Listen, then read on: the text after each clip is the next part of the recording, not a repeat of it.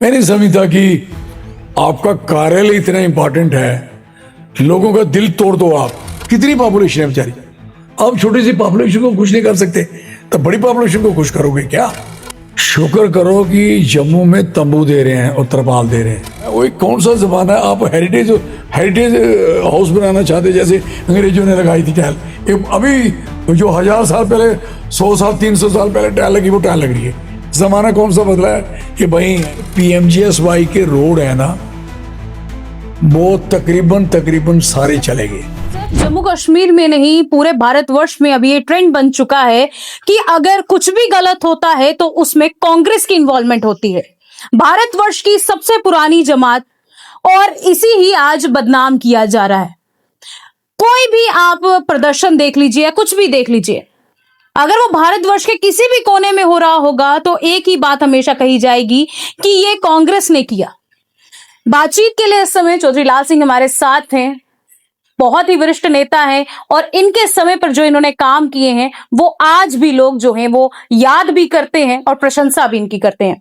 चौधरी साहब, ये कहीं ना कहीं आज ट्रेंड बन गया है। जैसे अगर आप लद्दाख का एक मसला ले लीजिए, सोनम वांगचुक को एक तो इन्होंने अरेस्ट कर लिया, लेकिन दूसरी ओर ये कहा जा रहा है कि कांग्रेस की इन्वॉल्वमेंट के साथ भाजपा का कार्यालय जलाया गया और कांग्रेस जो है वो प्रोवोक कर रही है वहां की जनता को। ये कार्यालय आप 47 से आज तक देखें, कई कार्यालय उड़ाए गए हैं। आज से नई बात नहीं है। कांग्रेस के भी कई बार कार्यालय को लोगों ने गुस्से से कई ने पत्थर भी मारे, तोड़े भी हैं। मैं नहीं समझता कि आपका कार्यालय इतना इंपॉर्टेंट है, लोगों का दिल तोड़ दो आप, शिव शुरू ना दो हैं। तो लोगों के अंदर ऐसे ये चीजें होनी नहीं चाहिए। एक क्वेश्चन ये है कि आप अपनी करतूत देखते नहीं, दूसरे पे थोप देते हो। शिव शुरू मांगा है, कौन सी गुनाह कर दी है? अगर शिव शुरू मांगना है, ये स्टेट 370 वाली थी, लद्दाखियों की नौकरी और उनकी जमीन पे किसी का हाथ नहीं था जी। अब उनको वो रिस्क में है। उनके अंदर समझ आ गई कि हमारे इतने बड़े पहाड़ हैं, कल को हमारे पहाड़ ये चीजें खत्म ना हो जाएं, हमारी जो एक आइडेंटिटी है, तो उसके लिए उन्होंने एक स्ट्रगल शुरू की है कि हमें शिव शुरू दे दो। कई स्टेटों में है, कहाँ नहीं है। और लद्दाख को मिलेगा तो कौन सा नुकसान हो जाएगा? है कितने लोग हैं, कितनी पॉपुलेशन है बेचारी, आप छोटी सी पॉपुलेशन को खुश नहीं कर सकते तो बड़ी पॉपुलेशन को खुश करोगे क्या? तो ये बात कहना कि कांग्रेस पार्टी अगर बात करेंगे तो कांग्रेस पार्टी ने इस देश को आजाद कराया है। अगर आजाद कराने वाले लोगों को, जो देश बनाने वाला आदमी है, जो औरत घर बनाती है ना, उसके घर की एक भी चीज ऐसे इधर उधर हो जाए ना, उसको पूछा तकलीफ कितनी होती है। ये कैसे हो सकता है? घर बनाने वाला वो इस घर को तोड़ने के लिए होगा क्या? पॉसिबल है? सवाल ही पैदा नहीं हो सकता। इसलिए ये चीजें फजूल की हैं। कांग्रेस के खिलाफ इस किस्म के इल्जाम लगाने और बजाय कांग्रेस जो कह रही है, कांग्रेस से कहा आपने GST लगाया, गलत लगाया जी। अब आपने क्यों थोड़ा कम किया? भी पूरा नहीं किया, पूरा करना पड़ेगा इनको। मुझे बताओ, कांग्रेस ने कहा ना जी, ये तो फिर आपने क्यों किया? कांग्रेस से कहा MSC जो है मिडिल समाज, उनको आप बेनिफिट देंगे, उनसे ये कर, अब आपने क्यों किया? कांग्रेस ने ही कहा जनजाति की जब बात करी तो आपने क्यों किया? तो इसका मतलब कांग्रेस 3 साल पहले कहती है, ये 3 साल के बाद करते हैं। तो किसको होना चाहिए प्राइम मिनिस्टर? आज तो राहुल गांधी को होना चाहिए कि एटलीस्ट वो 3 साल की, जो 3 साल पहले जानता है, वो कहता आपको करना पड़ेगा। कहा था नहीं उसे लोकसभा, आप ये करोगे, उन्होंने किया। तो कहने का मकसद है, मैं इस बात के लिए हमें खुशी है कि हमारा लीडर वेरी अवेकन, दूरंदेश और कंट्री को समझने वाला। क्यों? पैदल घूमा, घर घर घूमा, एक आदमी से मिला, दान लगा के भी देखिए, ट्रैक्टर चला के भी देख लिए उन्होंने, वहां की मैकेनिक से, कोई ऑटोमोबाइल के लोगों से, कोई ट्रकर से, कब सबसे एक बंदे से मिलके देखा, और एक स्टूडेंट से, पढ़े लिखे हाईली क्वालिफाइड, हर एक बंदे की बात सुन के देखी। आज तो मैं समझता हूं कि परिपक्व कंप्लीट, अगर किसी को कहें पॉलिटिशियन, हमें प्राउड है कि कांग्रेस का LOP is a very strong. और LOP की जो बातें हैं यही मान ले तो इन्हीं को बेनिफिट है ना। अब लेट क्यों लेट क्यों मांगती हो? चौधरी साहब, मैं आपसे एक चीज आज पूछना चाहती हूँ। हमारे डेमोक्रेटिक राइट है, जिसमें एक है राइट टू स्पीच, यानी कि हमें हक है अपनी बात रखने का। लेकिन आज के समय में मुझे कहीं ना कहीं लग रहा है, और जनता ये कह रही है कि राइट टू स्पीच जो है वो खत्म हो चुका है। पहले जम्मू कश्मीर से महराज मलिक ने आवाज उठाई, उस पर पीएसए लगा दिया गया। अब सोनम वांगचुक पर एनएसए लगा दिया गया है। यानी कि आज के समय में आज कोई भी अपने हक और हकूकों की बात करता है तो उसे टेररिस्ट घोषित कर दिया जाता है। इस बात को लेकर क्या कहेंगे आप?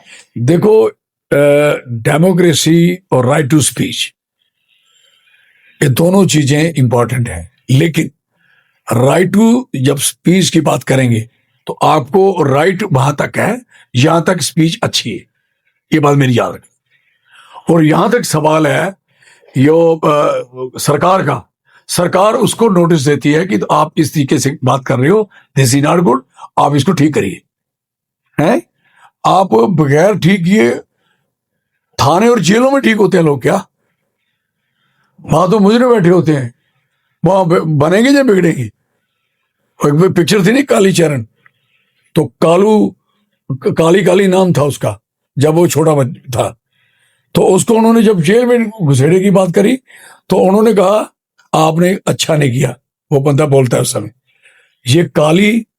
अब ये काली चरण बन के आएगा। तो आप ये काली चरण बना रहे हो क्या इन लोगों को? आप लोगों को लीडर बने हुए बने रहना। आप कोई बात कोई किसी की रखता है, रखने का अपना अपना तरीका है। हाँ, अगर विषय ठीक है, जेन्युइन है, तो उस बात की तरफ ध्यान देने के बजाय उसको आप अपोज करोगे, गलत तरीके से पेश करोगे। हैं, शेख सुल मांगने वाले बंदे को जो पैदल दिल्ली से लेह से दिल्ली और पूरे लद्दाख में पैदल घूमने वाला आदमी भोगड़ताल पे बैठा, धरने पे गांधी जी के पूरे उस विचारों में बैठने वाला इंसान आई एंटी नेशनलिस्ट हो गया। हिंदुस्तान में अभी तक, हिंदुस्तान की बाउंड्री के अंदर जितने लोग रहते हैं ना, उनमें वही एंटी नेशनल है जो मिलिटेंट है, उग्रवादी हैं या पाकिस्तान के। और यो लोग हिंदुस्तान की स्ट्रगल लड़ रहे हैं किसी को बेनिफिट दिलवाने के लिए। एंटी नेशनलिस्ट एटलीस्ट लोग नहीं हो सर, जिन्हें आज ये एंटी नेशनलिस्ट कह रहे हैं, तो वो दिन भी आपको याद होगा जब कविंदर गुप्ता जी वहां पर एलजी बनकर गए थे, उनका स्वागत सोनम वांगचुक ने ही किया था। तब वो एंटी नेशनल नहीं थे। उनको बड़ी उम्मीद थी कि आए हैं, जम्मू के हैं, हमारे लोग हैं। मैंने भी कहा था, मुबारक की बात है कि जम्मू का आदमी, जम्मू वैसे भी जम्मू का बंदा ही, राजा ही हमारा मालिक था लद्दाख से लेके यहाँ तक। खुशी हुई कि हमारे जम्मू का बंदा गया बजाय और जाने से। उन्होंने उनको सुनना चाहिए था और दिल्ली से बात करनी चाहिए थी। देखो, ये बीच में रिप्रेजेंटेटिव होते हैं, एलजी साहब हो, एलजी लद्दाख हो, या एलजी कोई हो, गवर्नर हो, वो गवर्नमेंट को पूरी फीडबैक देते हैं और देनी चाहिए। उनके पास सारी एजेंसीज होती है और सही प्रोजेक्शन करेंगे तो अच्छा, एक तो अच्छा एलजी रहता है, अच्छा सिस्टम रहता है, अच्छे प्यार रहता है। अभी जो हालत हुई है लद्दाख की, टूरिज्म बैठ गया, रोजी रोटी लोगों की चली गई, कारोबार ठप हो गया, ये कौन सी बड़ी बात हो गई? पकड़ दकड़ शुरू होगी, ये क्या बड़ी दिस? वहां फौज थी, एक तो चीन हमें खा रहा है और अंदर फिर लद्दाखियों के साथ भी पंगा कर रहे हो। अब करना क्या चाहते हो? अब साबित क्या करना भाई? सेंसिटिव एरिया है ये, जो बॉर्डर के एरिया होते हैं सेंसिटिव होते हैं, इनसे मजबूती से रहना होता है। बिल्कुल, चाणक्य ने भी कहा था ना, जो बॉर्डर के एरिया में लोग रहते हैं उनके साथ राजा को प्यार बना के रखना चाहिए, क्योंकि बॉर्डर है और बॉर्डर वाला सेंसिटिव एरिया अगर वो ठीक है तो हमारा पूरा मुल्क ठीक रहता है। आप अपने मुल्क का सत्यानाश करना चाहते हो क्या? I am sorry for that. Sir, मेरा एक सवाल आपसे हो रहेगा। देखिए, आज के समय में अगर मैं जम्मू कश्मीर की बात करूं, आप कह रहे हैं लद्दाख में बिजनेस ठप है, यही हालत तो जम्मू की भी है। रघुनाथ बाजार या फिर परेड की अगर मैं बात करूं, जहां पर जमावड़ा होता था खरीदारों का, आज यहां पर बिजनेस ठप है, दुकानदार रो रहे हैं। जो तवी के आसपास के लोग थे, जो तराजदी में इस समय जिनके सिर से आशियाने हट गए हैं, वो रो रहे हैं। आज के समय में ना ही उन्हें रिलीफ मिल पा रही है, और रिलीफ के नाम पर आज भी उन्हें एक छोटा सा तंबू पकड़वा दिया जाता है, राशन दे दिया जाता है। लेकिन कोई ये नहीं सोच रहा कि अगर आज कोई एमपी या एमएलए है तो वो उस जनता की वजह से है। शुक्र करो कि जम्मू में तंबू दे रहे हैं और तरपाल दे रहे हैं। आप जाओगे इधर कठुआ के बागड़ा में, कुछ नहीं दिया। आप जाओगे दिलवा वाले एरिया में, कुछ नहीं दिया। आप जाओगे बसोली के शारा वाले एरिया में, कुछ नहीं दिया। आप जाओगे समूद वाले एरिया में कुछ नहीं दिया, और कमरे 6 पक्के, मैं खुद वहां ऐसे विजिट कर रहा हूँ, मैं क्या मिला कुछ 4,000 रुपया हमें मांगा नहीं, 4,000 रुपया हमारे खाते में डाल दिया। ये खाते में डालने वाले लोग हैं कि बंदा 4,000 रुपया डाला, मैंने कहा लेना हमको, कहता मन कर रहा है किसी ने बेचा उसके मुंह पे मारे हम लोग। मकान टूट गया है, बर्बाद हो गया मकान, कोई कम से कम 30-40 लाख का मकान है। आज कोई 6 कमरे बनाने हो और पहाड़ में यहाँ मटेरियल नहीं जाता हो जी, वहां बड़ी मुश्किल से सिर पे उठा के लोगों ने सिर पे उठा के मकान बनाए पहाड़ों में, ऐसे नहीं मकान बने हैं। अगर उनके मकान को देखोगे तो अगर महसूस करोगे यार ये मकान कैसे बना है, अब परेशान हो जाओगी। सड़क नहीं, कुछ नहीं। उनके बच्चों ने, अभी ये लड़की जो PhD कर रही थी, उसका भाई MSc कर रहा था, और ये पढ़े लिखे बच्चे अपने घर में काम करने आए थे कि हमारे ताई जी ने काम लगाया हुआ, एक ही फैमिली थी। फिर वहां हमने मकान का काम लगा, वो मजदूरी कर रहे थे वहां के हैं। आप बताइए, नीचे से सीमेंट उठा के बगैर सड़क से वो बच्चे वहां से टीन उठा के, ईंट उठा के वो लोग बच्चे काम करने आए हुए हैं, और वो मकान की कीमत आप डालोगे 4,000 रुपया। उनके सेंटीमेंट में कहता हूं आप कितना नुकसान किया आप लोगों ने। और जितने लोग मरे हैं, मैं तो कह रहा हूं कम से कम उस फैमिली को 10-10 लाख रुपए मिलना चाहिए, और उन बच्चों के जो बच्चे अभी बचे हैं उनको नौकरी मिल जानी चाहिए। नहीं तो उनका तो काम ही खराब हो गया। और रिटायर फादर था, रिटायर आदमी था जिनके जो बच्चे मरे। तो दिस है पोजीशन, कोई इस किस्म के हालात है। अब वो तिरछी जगह है, 3 किलोमीटर एरिया सारा नीचे चला गया। 3 किलोमीटर में कितने मकान होंगे? 300 मकान है कम से कम। अब ये घर बैठ के वो वहां में गया तो उन्होंने कहा सर यहाँ तो हमारे ये सड़क तक आए लोग, आगे नहीं गए। जो भी आता है यहाँ भाषण देता है, हमारे मैं भाषण नहीं दूंगा, तो मुझे आप जहां लेके जाना चले। फिर मैं उनके साथ, मेरे साथ कुछ 150 बंदे मेरे साथ पैदल पूरा उन्होंने इलाका दिखाया। टोटल डेंजर में है, सारा नीचे जा रहा है, नजारा है। अब बताइए जो मकान खड़ा भी है, जमीन जा रही है, तो वो ना मकान रहा ना उसका ना जमीन रही, वो कहाँ जाएंगे? कोई जगह नहीं उनको दे रहा है। अब सरकार को उनको स्टेट लैंड, अब इंडस्ट्रियलिस्टों को बाहर से लाके दे रहे हो, और यहाँ वाले लोग जो मालिक थे, यहाँ के मालिकाना हकूक है जिनका, अब उन लोगों को अभी तक जमीन नहीं दे पाए, अभी तक उनको मकान खड़े नहीं होकर पाए, और राशन, उनकी फसल चली गई, उनके मक्की चली गई, उनके धान चले गए। अब आपको कम से कम 1 साल का 6 महीने का ऑर्डर कर देना चाहिए कि ये फैमिलियों को हम राशन देंगे। सर मैं आपको कठुआ की आप बात कर रहे हैं, कठुआ विजिट हमने की उधमपुर थी। की बात भी करी, कठुआ की भी करी, रियासी भी है। मैं कठुआ की अगर आपसे बात करूं तो जो कठुआ का रोड सुकराला की तरफ जाता है वो रोड पूरा ढह चुका है। कठुआ से अगर आप बात करें मशेडी का रोड, तमाम ये रोड जो है वो खत्म हो चुके हैं। जितने PMGSY के रोड है ना, वो तकरीबन सारे चले गए। उनके दोनों साइडों पे प्लांटेशन करनी होती है जी, पैसे दिए जाते हैं। आज तक किसी ने नहीं पूछा कि प्लांटेशन क्यों नहीं की। जब मैं थोड़ी देर मिनिस्टर रहा, मैंने करवाया हमसे। तो कहने का मकसद है, हालत यहां तक पहुंच गई है कि कनेक्टिविटी लोगों की टोटली बैठ गई है अभी। और फिर जहां कनेक्टिविटी है वहां इतना जैमिंग है। आप अपने इधर ये क्या आपका सतवारी चढ़े और इधर चले जाओ परली तरफ, आपका नगरोटा नरवाल वाला एरिया, 2-3 घंटे तो आप वहां फंसना ही पड़ेगा। आप चले जाएं यहाँ नेशनल हाईवे पे, कि आपको कठुआ जो लगेट जहाँ पुल इनका बैठा हुआ है, वहां से लेके आप सांबा तक, आप तो सवाल ही नहीं पैदा हो सकता कि आप तो नर्क की जिंदगी होगी है। और अगर वो क्रॉस करता है, माधोपुर का ब्रिज टूटा हुआ है जो हमारा है, वो टूट के उसको पठानकोट तक जाम लगा हुआ है। तो लेकिन वहां अभी इन्होंने पिछले दिन को 15-20 दिन टोल बंद किया था, टोल लगा दिया। अब बताओ कितनी बेशर्मी है, कितनी मैं कहता हूं बेईमानी है कि टोल वाले को पालना है इन्होंने। लोग चाहे सारे मर जाएं, बिल्कुल मर जाएं, लेकिन टोल वाला बचना चाहिए। वहां पूरी पुलिस लगाई होती है, अगर वो टोल वाले के साथ कोई पंगा करेगा ऐसी तैसी हो जाएगी।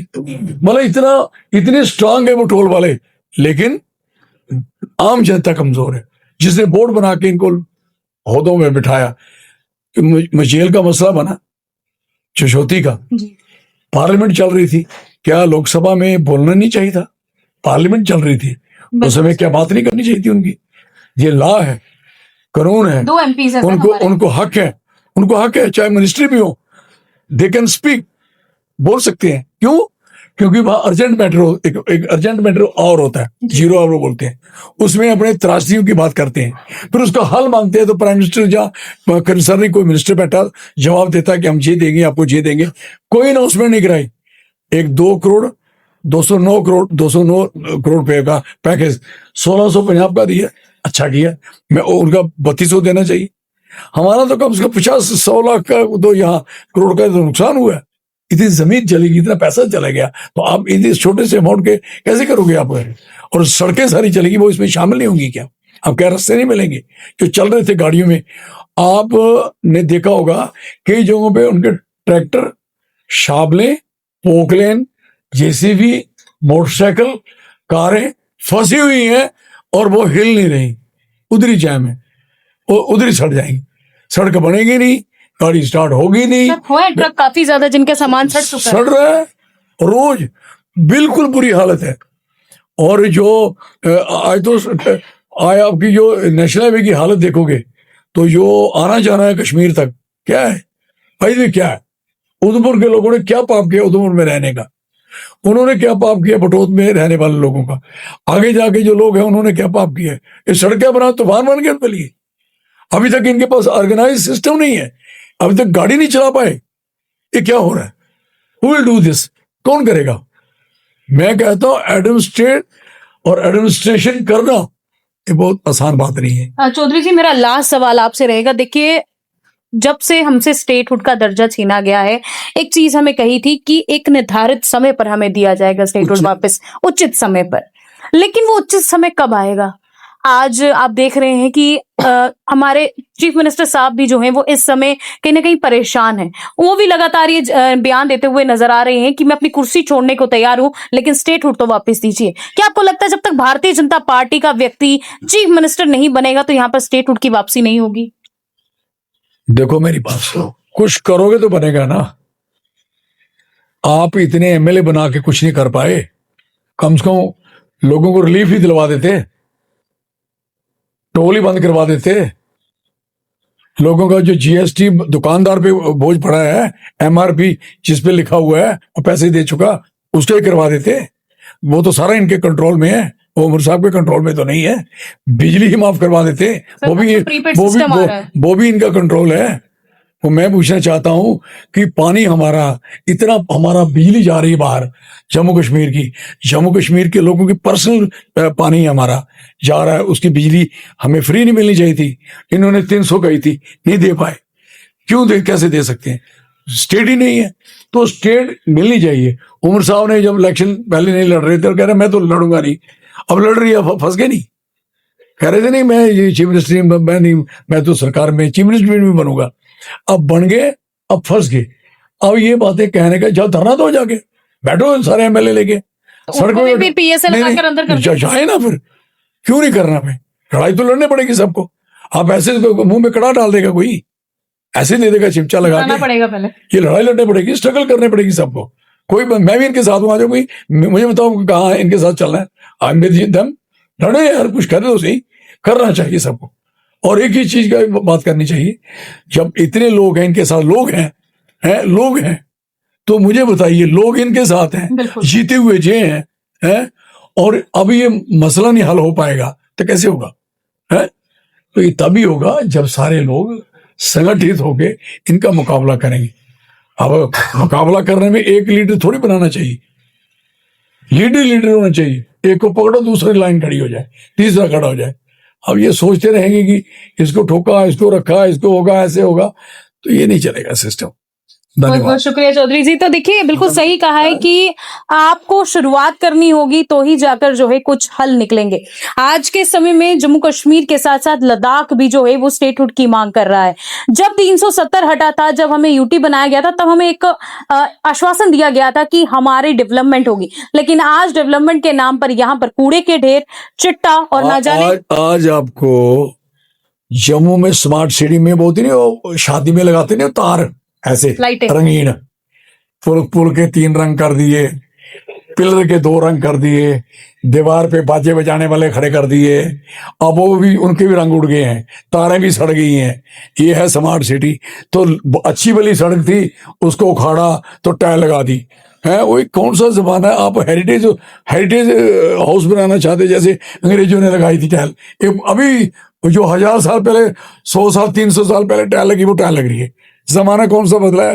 ये वही है, वही इनका काम है, उसी जगह चल रहा है। I am sorry for that. तो ये थे चौधरी लाल सिंह। तो तमाम जनता इस इंटरव्यू को लेकर क्या कहना चाहती है, जरूर कमेंट सेक्शन पर बताएं। और क्या आपको लगता है कि जो स्टेटहुड की बात दोबारा रखी जा रही है और आने वाले समय में अगर कोई भी इस पर आवाज उठाएगा, क्या उस पर भी पीएसए या एनएसए लगाया जाएगा? ये जनता बताए, क्योंकि जनता जनार्दन है। पूरी कांग्रेस पार्टी हमारा हक, हमारी स्टेट के लिए लड़ रही है, लगा ले सब पे। तो जरूर इस वीडियो को शेयर कीजिए और अपनी राय कमेंट सेक्शन पर रखें। देखते रहे जम्मू न्यूज मिशन। और तुसी बेरो मारे तमाशा देखते, भूखे मरते रहो, ना पे जेब च पैसे, ना पल्ले कुछ, ना हट्टी से सौदा बिका था, बूनी छामी तक नहीं हो रही, और किन्ना का जलील होना है।